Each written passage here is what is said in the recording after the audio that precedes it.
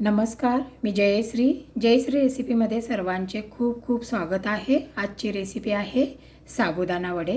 पाहूया चला कसे बनवले साबुदाणा वडे त्याचा संपूर्ण व्हिडिओ। तर इथे 4 बटाटे उकडून घेतलेले आहेत। हे चमच्याने किंवा हाताने अगदी बारीक करून घ्या। सर्व बटाटा बारीक करून घेतल्यानंतर भिजवलेला साबुदाणा घाला। 4-5 तास साबुदाणा भिजवायचा म्हणजे छान भिजला जातो।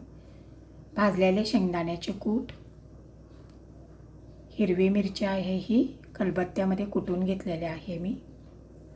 त्यानंतर अर्धा चमचा साखर, चवीनुसार मीठ, 1 चमचा दही, लाल तिखट कारण आपण हिरवी मिरची पण वापरलेली म्हणून अर्धा चमचा लाल तिखट सर्व चमच्याने आधी मिक्स करून घ्या।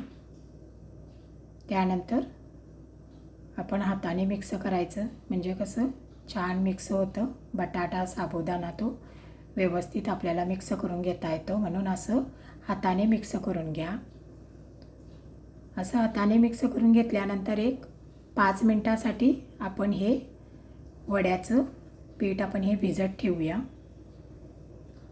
म्हणजे छान असे टम्म फुगले जातात आपले साबुदाणा वडे। तर आता मी एक 5 मिनिटासाठी हे असंच भिजत ठेवते। तर 5 मिनिटानंतर आपण आता याचे गोल गोल वडे बनवूया। तुम्हाला जसे हवेत लहान मोठे त्या आकाराचे तुम्ही वडे बनवून घ्या। अशा पद्धतीने मी दाखवते तसे, फक्त साईज कमी जास्त आपल्या आवडीनुसार। तरी ते आता सर्व वडे माझे बनवून झालेले आहेत। आपण आता तळून घेऊया। गॅसवरती कढई ठेवली, तेल तापत मी ठेवलं होतं। जेवपर्यंत वडे करतो तोपर्यंत आपलं तेल तापत ठेवलं होतं मी। तेलही छान आपलं तापलेलं आहे। दोन्ही साईडनी खरपूस आपला असा वडा आपण आता तळून घेऊया। सुरुवातीला गॅसची फ्लेम मोठी ठेवायची, नंतर बारीक करायची आणि वडे आपले सर्व तळून घ्यायचे। अशा पद्धतीने मी सर्व वडे आता हे तळून घेते। पहा किती टम्म फुगलेला आहे आपला हा साबुदाणा वडा। तर आता मी सर्व वडे तळून घेतलेले आहेत। हे वडे तुम्ही चटणीसोबत किंवा गरम गरम असे खाऊ शकता।